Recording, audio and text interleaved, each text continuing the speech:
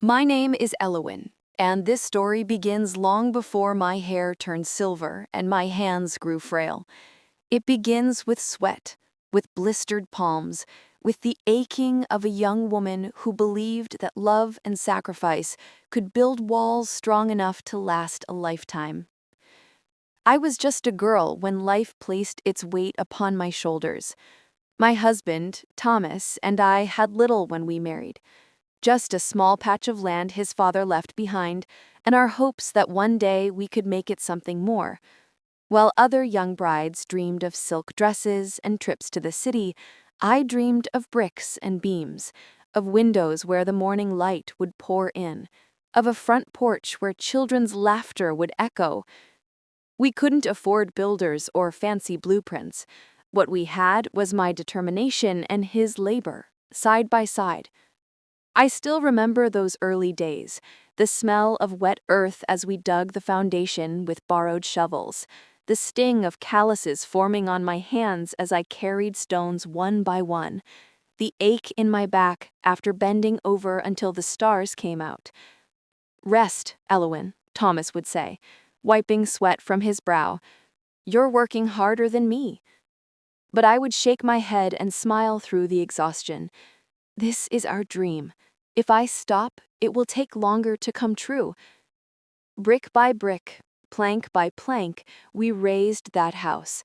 It wasn't grand, not by the standards of others, but to me, it was a palace. Every corner had a memory. The kitchen smelled of wood smoke and bread.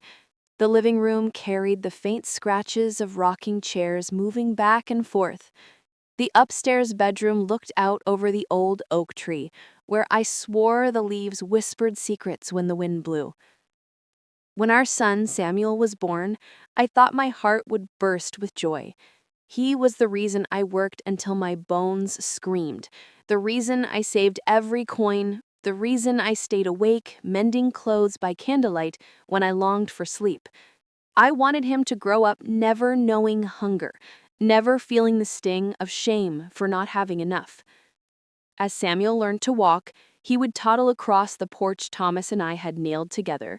He played in the yard, chasing chickens and climbing that oak tree until I shouted for him to be careful. His laughter was the song of my life. But fate, as it often does, took a cruel turn. When Samuel was still young, Thomas fell ill. It was sudden, a sickness that the doctors in town could not name and our prayers could not cure. Within months, I was left a widow, standing in the house we had built together, holding my little boy's hand as he asked why his father wouldn't wake up. I wanted to crumble. I wanted to lie on the floor and never rise again. But I couldn't. For Samuel, I had to be both mother and father, strength and comfort, sun and shield. So I worked, harder than ever. I planted vegetables, sold eggs, mended clothes for neighbors, and took on laundry until my hands cracked from soap and cold water. Every coin went toward keeping Samuel fed, clothed, and educated.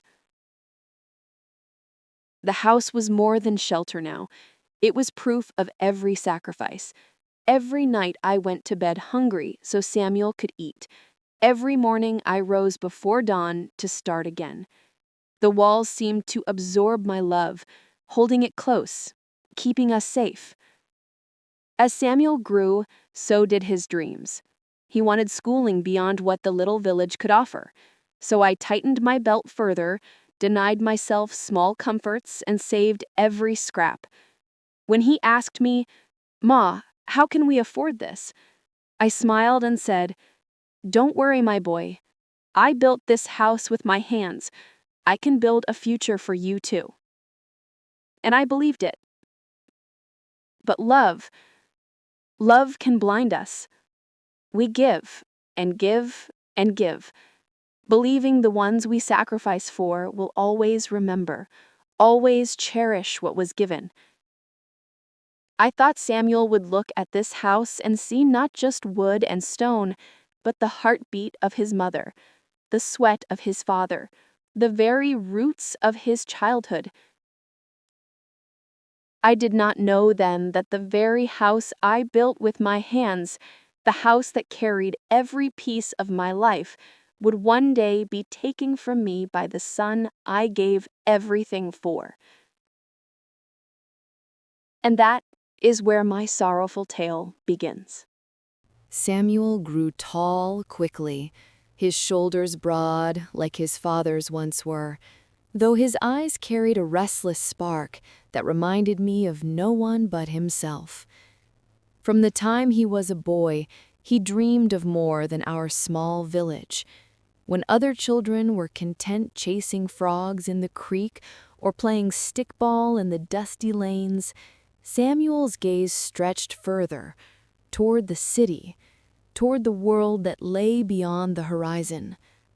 "Ma," he said once while sitting at the kitchen table, books spread before him, "I don't want to stay here forever. This house is good, but it feels small to me. I want more than chickens and firewood. I want everything." I smiled at him, though his words pinched my heart just a little. "That's good, Samuel. A man should dream bigger than the sky. But don't forget, this house was built with hands that bled. It may be small, but it's strong." He nodded absently, already lost in thoughts of places I couldn't see. I knew then what I had to do. I would give him wings, even if it meant clipping my own. So I worked harder still. I took in sewing for ladies in town, stayed up through nights to finish mending coats and dresses. I sold vegetables at the market and bartered for anything that could save me a penny. Every extra coin went into a tin I kept hidden beneath the floorboards. That tin was Samuel's future. When he was accepted into the college in the city, I thought my chest might burst with pride. He was the first in our family to go so far with his studies, the proof that every blister, every hunger pang, every tear shed in silence had not been in vain. The day he left, I stood on the porch of the house I had built, my hands clutching his suitcase tighter than I should have. "Remember, Samuel," I said softly, my voice trembling, "this house will always be yours. No matter where you go, no matter how far you travel, this door will always be open." He kissed my cheek, hurried, distracted, his mind already on trains and schedules. "Thanks, Ma. I'll visit when I can." I watched him disappear down the road, my heart swelling with love and aching with loneliness all at once. At first, the letters came often. He wrote about his classes, his professors, the busy streets and glittering lights of the city. I would read them over and over, tracing the words with my finger, imagining his voice in every line. But slowly, the letters became shorter, then fewer. Then months would pass without a word. I told myself he was busy, that young men in the city had no time for ink and paper. But sometimes, late at night, when the wind howled outside, I sat by the fire and wondered if he remembered me at all. When he did return home on holidays, I noticed the change. His clothes were finer now, his shoes polished, his speech carrying a sharpness that did not belong to the boy who once chased chickens in the yard. He seemed impatient with the house, with the creaking floorboards and the drafty windows. "Ma, you should really think about selling this old place. You could buy a smaller, easier to manage. This house is, well, it's old." I froze, my needle halfway through a patch on his shirt. "Sell it?" I repeated, as if I hadn't heard him right. "Samuel, this house is our life. Your father and I built it with our hands. Every nail, every stone. Do you know how many nights we slept on the ground so we could finish it?" He shrugged, sipping his tea, as though my words were nothing but steam rising in the air. I bit back my reply, swallowing the lump in my throat. He didn't understand. How could he? The city had changed him. Still, I forgave him, as mothers always do. I told myself he was young, that he would grow older and remember the value of roots, of home. Years passed. I aged faster than I wanted to admit. My knees ached when I climbed the stairs, and my eyes blurred when I tried to thread my needle. The house, too, began to show its age. Leaky roof, sagging porch, paint peeling like old bark. But I kept it together, as best I could, because this house was more than wood and stone. It was memory. It was love. Samuel, meanwhile, grew successful. He had a good job, a new car, and friends I never met. He called less, visited rarely, but whenever he did, he carried himself with the air of someone important, someone who looked at the world as though it were his to command. "Ma, you know this house is sitting on valuable land. Developers would pay good money for it. You could move into a small apartment, somewhere easy, with no repairs to worry about." I stared at him across the table where I had served his favorite stew, the same recipe I had made since he was a boy. My hands trembled as I set down the ladle. "Samuel, this house is not just wood. It's your father's sweat, my tears, your childhood. Don't speak of selling it. Not while I live." He didn't argue further that night, but his silence was heavy. I felt it pressing against the walls, pressing against my heart. It was then I began to fear, not for the house, but for the bond between mother and son. I had built these walls with love, but love, I was learning, cannot always hold people in place. And deep inside, I wondered, when the day came that Samuel had to choose between his mother and his ambition, which would he choose?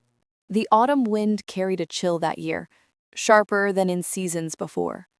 It whistled through the cracks of the old windows, rattled the shingles on the roof, and whispered to me at night as I lay awake. Change is coming. Samuel visited more often then, but not in the way that warmed a mother's heart.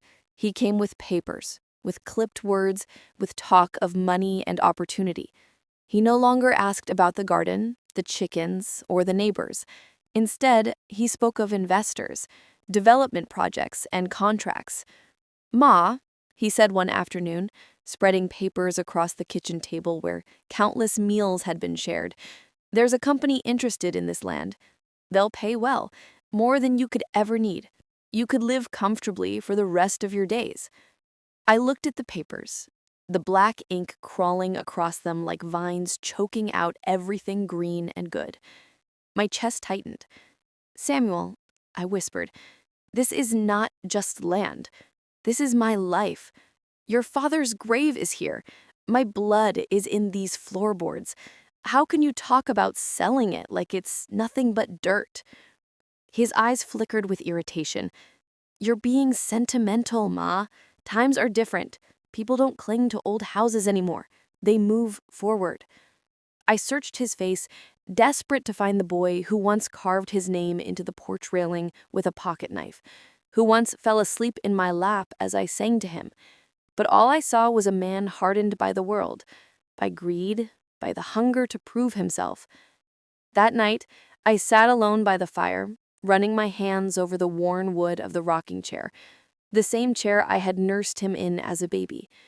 I prayed silently, asking for strength, for guidance. I told myself he was still my son, that love could still reach him. But the prayers felt like smoke, rising, twisting, disappearing into the air. Weeks later, the truth revealed itself. I came home from the market, my basket heavy with potatoes and bread, when I noticed the unfamiliar car parked by the gate. Two men in suits stood by the porch, their briefcases gleaming in the sun. Samuel was with them. He looked up as I approached, his expression tight, almost guilty, though his words were steady.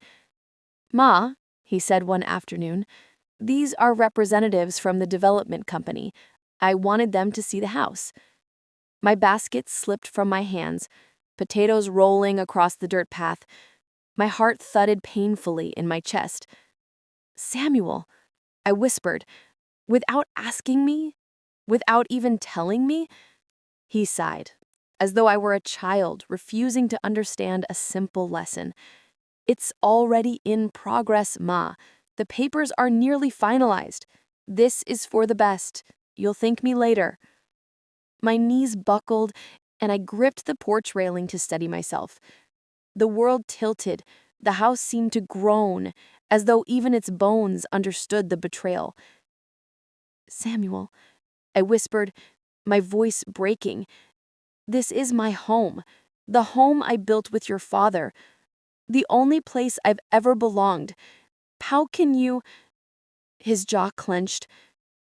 "Because it's just a house, Ma. You're making it into more than it is. We need to move forward. I can't keep being dragged back by the past." Just a house. The words stabbed deeper than any knife. The men in suits glanced at each other, shifting uncomfortably, but said nothing. They didn't care about history or love or sacrifice. To them, this place was numbers on a page.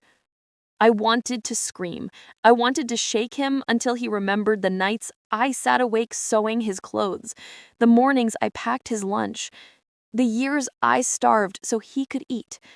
I wanted him to see me, to see the woman who had given him everything. But he wouldn't. His eyes were already fixed on the future, on a life where I was nothing more than an old woman with fading memories. That night, when the men left, I sat Samuel down. My voice trembled, but I spoke with all the strength I could gather.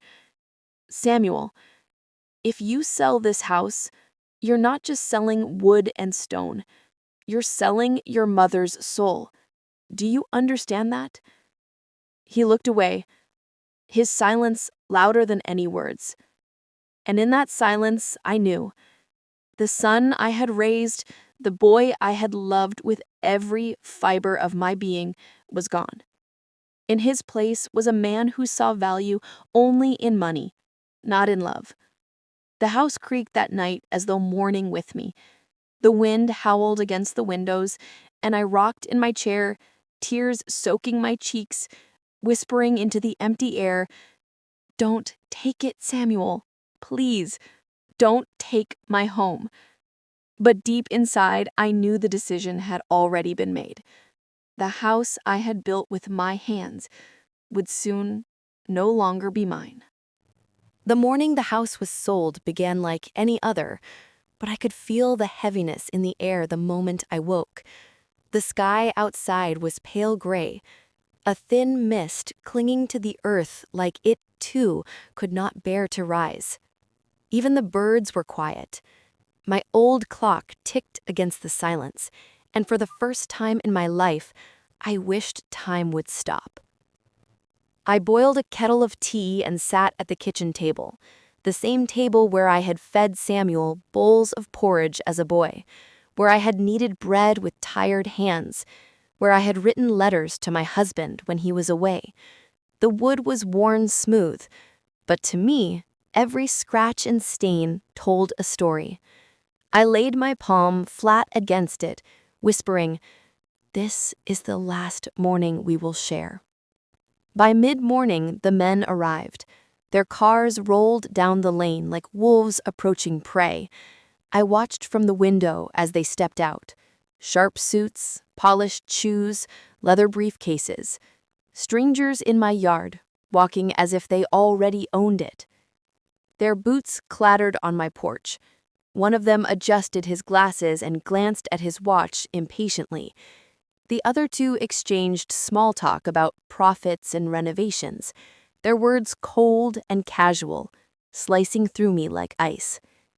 Then Samuel's car pulled up. My son, my boy. He stepped out, tall and confident, his tie knotted neatly, his shoes gleaming.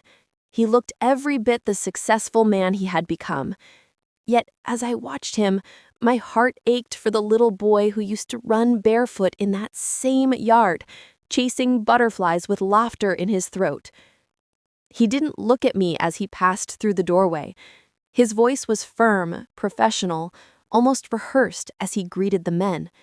They opened their files, spread papers across the counter, and began to talk numbers. I stood in the corner, clutching the edge of my apron, listening as my life was measured in figures and signatures. The house, my house, reduced to lines on a page. Samuel signed without hesitation. His pen scratched across the paper, each stroke cutting into me like a blade. I wanted to cry out, to tell him to stop, to remind him of the nights I had rocked him to sleep in the nursery upstairs, of the walls we had painted together, of the laughter that once lived within these bricks. But the words stuck in my throat. When it was done, one of the men smiled broadly. "Congratulations to Samuel. You've made a very smart investment." Smart. That was what they called it. Samuel closed his briefcase and finally turned to me. For the first time that day, his eyes met mine. But there was no warmth there, no recognition of the sacrifices I had made. Only a polite, distant look. "Ma?" he said softly, almost gently. "This is for the best. I've arranged for you to stay in a facility. You'll have your own room, meals, people to look after you. You won't have to worry anymore." A facility. The word tasted bitter on my tongue. Not a home, not a place where I could plant roses by the door or sit by the window to watch the seasons change. Just a room, 4 walls, a roof bought with the very bones of my life. I wanted to scream. I wanted to fall to my knees and beg him to remember, to see me not as a burden, but as his mother, the woman who had given him everything. But my body betrayed me. My strength was gone. My voice trembled, and the tears that welled in my eyes blurred him into nothing more than a shadow. I said nothing. I simply nodded, because that was all I had left. That evening, after the men had gone, I sat on the porch one last time. The wooden boards creaked beneath my chair, the same chair where I had rocked Samuel as a baby. I ran my fingers over the armrest, remembering his small hands gripping mine, the lullabies I used to hum. The sun dipped low in the sky, spilling gold across the fields. The house glowed in the fading light, every brick alive, as if it too knew this was goodbye. I closed my eyes and let the memories wash over me. The day we laid the first stone, the nights by the fire, the smell of bread baking in the oven, the echo of laughter up the stairs, the quiet tears I had shed alone, and the strength I had found to keep going. This house was not just wood and brick. It was my life, my story, my love. And now it was gone. When the car came to take me away, I carried only a small bag of clothes and a framed photograph of Samuel as a boy. The boy with bright eyes and a smile that once held nothing but love for me. As the car rolled down the lane, I pressed my hand against the window. The house stood tall in the distance, proud and unyielding, even as it slipped away from me forever. I looked back until it was nothing but a blur on the horizon. Beside me, Samuel sat in silence, his eyes fixed on the road ahead. He did not look back. I closed my eyes and let the truth settle deep within me like the chill of winter. I had given him everything: my youth, my strength, my love. And in return, he had taken even the walls that sheltered me. Homeless, heartbroken, but still breathing, I whispered into the darkness of the car, "You can take my house, Samuel, but you will never take the love that built it." And though the road ahead was long and lonely, I carried that truth like a flame in the hollow of my chest. For I was Elowen, and even stripped of everything, I still had the strength of the hands that built a home from nothing.